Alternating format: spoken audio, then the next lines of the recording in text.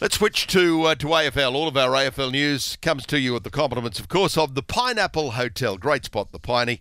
And whenever you're heading off to the Gabba, make sure that you do the right thing. Drop in first or after the game to the Pineapple Hotel.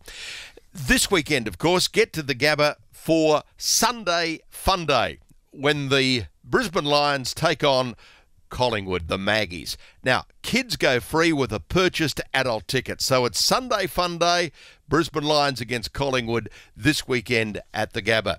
The Lions coach is Chris Fagan, and he's joining us this morning. Chris, morning to you. Good morning.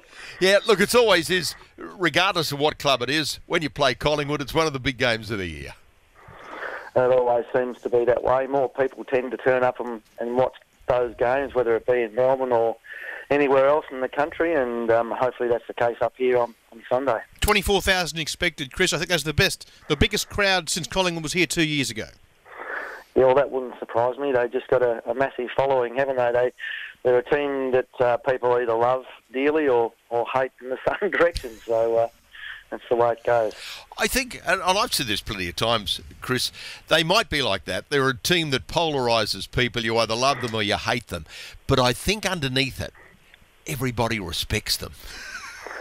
Oh, I think so, because their fans are so passionate, and and on top of that, they're a team at the moment that are playing a really good brand of football. So there's a lot to like, I guess, if you're a Magpie supporter. Chris, you at the moment, Brisbane Lions sit 0-6. If you take out the bad loss to Richmond, and that's probably been the only really bad one, the other 5 games you've either led the opposition or, at least in the fourth quarter, been right into it. So, yes, there's no wins, but there's still positives coming out of the season. Yeah, we've had a solid start to the year. I mean, we've had our first 6 games have been on the road 4 times, and we've played some really good teams. We've lost a couple of games by 5 points. So, at this point in time last year, we'd won 1 game, I think, and lost 5. It was 0-6 at the moment. But from a perspective of the coaching group and the playing group, we're a much improved team. Defensively, for example, last year I think we conceded about 116 points a game. Right now we're conceding 94, so that's a 3.5 goal improvement in a short space of time. So, and our contested ball games improved heaps from last year. So, whilst we're not getting the wins at the moment, we're getting those little incremental wins that you need to become a better footy team, and hopefully down the track this year and into the future that'll pay dividends. Just purely from a coach's perspective, when you've got a side, Chris, that haven't won a game, albeit that they've come close and they've certainly been competitive in most games, but when the end result is you haven't won one, how do you keep the enthusiasm up and you stop the players from starting to get self-doubts, thinking, oh, we're not going to win or we're not good enough, etc.? How do you go about that? Well, there's a few things you do. Firstly, the environment we try to create at the Lions, we sort of know where we're at as a footy club. So, we set goals that are realistic. We celebrate little improvements that we make, and we point them out so that the boys clearly understand that most of the time we are getting better, albeit every now and then you have a bad performance. We try and make it an environment where people come to work to improve, and by and large, whether it be at a footy club or anywhere else, I think if people come to work and feel like they're getting better and it's a good place to come, then that tends to keep spirits up. So that's the sort of culture that we've tried to create. But don't want it to sound like it's all warm and fuzzy, because it's not, because we always set out to win and we get disappointed when we don't. But yes, we keep it realistic. That's the main way that we go about keeping a really positive environment. And it's not to say that the boys don't get down, and we talk. I can tell when they are, and we talk about it and get it out in the open, and then we move on. Yes, okay. Chris, do you find out you had 9 players under 50 games of your match day 22 last week? Are you finding the biggest problem is they just can't put 4 quarters of footy together? At times, I mean, it is hard for young players to do that. And we see that with the other young teams in the competition, have a similar problem. They can be really, really competitive for long periods of time, but then, just in a short space of time, the opposition kicked 4 or 5 goals and the game's over. And, we had that last week against GWS. We really, really competitive. First quarter, all that let us down was us kicking for goal. The second quarter was a real arm wrestle. I think we kicked the only goal of the quarter for 25 minutes, and then they kicked 3 goals in the last 5 minutes of the second quarter, and they win the game by 5 goals. So that's the game. So, because after half-time, I think we lost the game by a point. So it's just those little moments, but that's all part and parcel of growing and maturing as a football team, and it does take your time to get games into those young players. Unfortunately, you'd love to be able to play 100 games in 100 days, but 100 games takes you 5 years to play in our competition, so you just got to keep chipping away, keep learning, treat every game that you play as a learning experience, and hopefully you can get them better as quick as possible.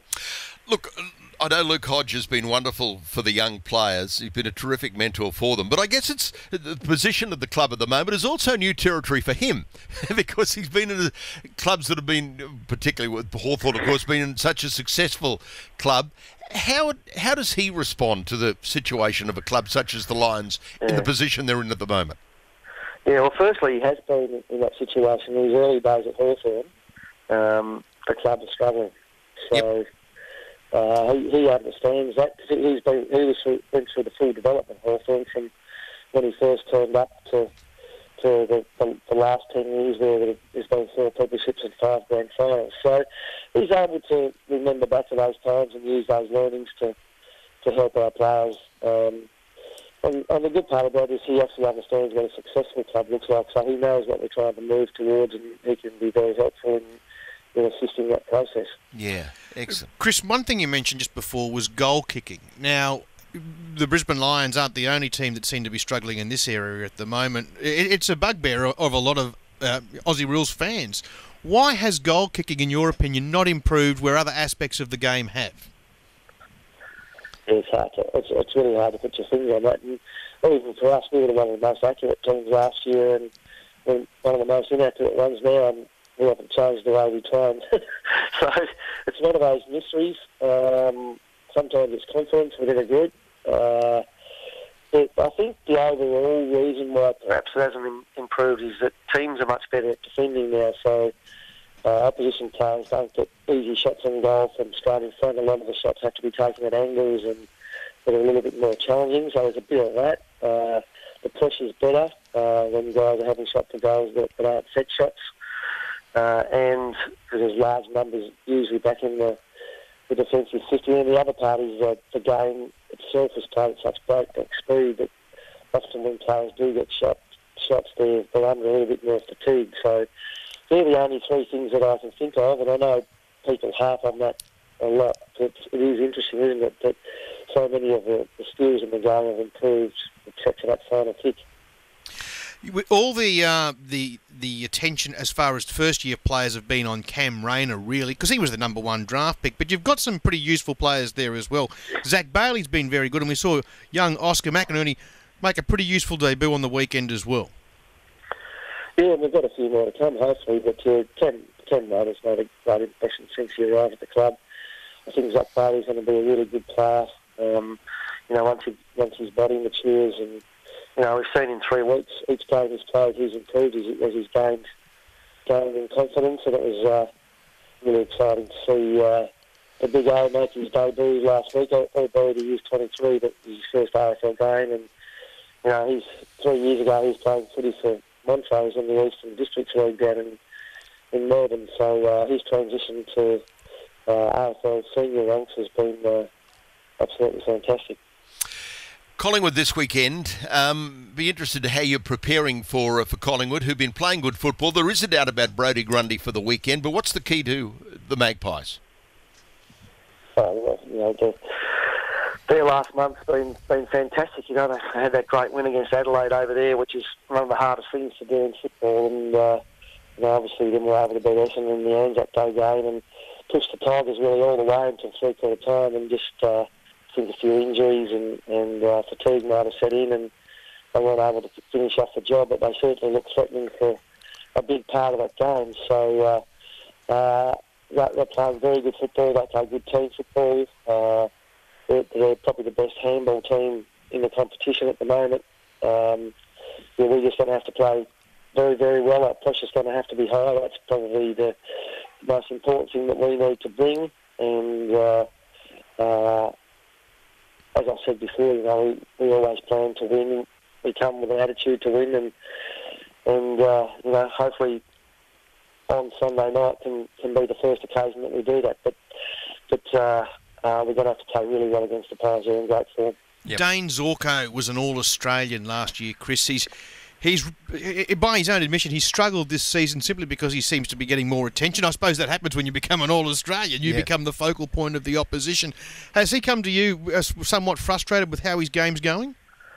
Oh, yeah, he's obviously frustrated. I mean, he's been tagged in every game this year, so we tend to talk about it when the player gets the job done and he gets stopped. But he's done very well in a number of days where he has been tagged. So it's just one of those things he's going to need to adapt to. We're going to need to help him more as a team, and hopefully as we become better as a team, then less focus will be on him. I think what's happened this year is teams have done more homework on the Lions too, because they've taken us a little bit more seriously, so they're trying to work out the best ways to beat us. And at the moment, that's one of the ways that they've come up with. But one of the things I know about AFL footy is that nothing like that's ever permanent. Dane will continue to work hard through it, and he'll get better at it as it goes on. I can remember guys like Boomer Harvey at North Melbourne going through that same period, and then he worked his way through it, and then almost became an untaggable player. Shane Crawford in it, my time at Hawthorn, he often was a guy that got tagged, but they all find ways to adapt and get over those sort of hurdles and obstacles, and that's what Dane will do, I'm sure.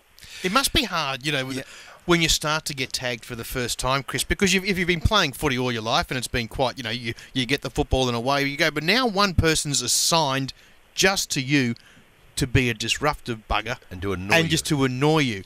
And that must just, mindset-wise, you've just got to work hard to break that tag. You're trying to play footy, but this bloke is he's not playing footy himself. And I think that would be from a mental aspect, would be the hardest thing to come to grips with. Yeah, possibly. But the other good thing about it is you always know where your opponent is. So in your back pocket. And you get to pull the trigger. You're the one that's making the play. So, it is a little bit challenging. But, if you're a key position forward, you get tagged every week.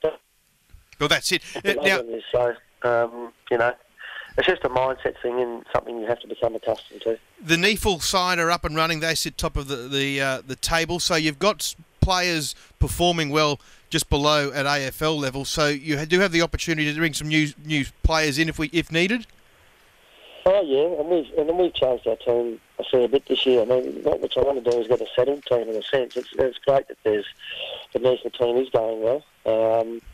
But we're trying to find our best combination so that we can settle down and build cohesion together, which is one of the more difficult things to do with a young team that haven't played a lot of games together is to get that. So it's a bit of a catch-22 there. We don't want to keep changing the team every week. And if you look at the best teams in the competition, they don't make many changes each week. They have a very settled lineup, so that's what we're trying to move towards. Hey Chris, just one final question, right out of left field, but it must, for a coach, it must be annoying when you know there's a camera on you the whole time. I go back to the one where you banged your arm the other week, almost broke your hand. You were annoyed at the time. It did look funny, but it must drive you absolutely mad when you know everything you do is being seen. Yeah, look, I just accept that as part of the game. I forget that the camera's there sometimes, and you do get emotional from time to time. The strange part about it, well, isn't the strange part, but the thing that's probably annoys you most is that it's when you do have a bit of an emotional outburst that they show it. Yes, of course. It makes it look like that's the way you are all the time, but 99% of the time you sit there calmly and watch the game, and every now and then you'll just have a reaction, which is completely human and normal thing to do. So it all adds to the colour and flow of the game, and I think for the broadcasters and the AFL in general, they love it when they catch the coaches out from time to time. Yeah, look, you're dirty at the time, but I suppose the next day you can look back and have a laugh yourself at something like that. You've got to laugh at yourself. Don't want to take yourself too seriously. Good on you. Mate, thanks for being our guest this morning. Thanks for coming on the program. Good luck against the Pies on the weekend. It's a pleasure, boys.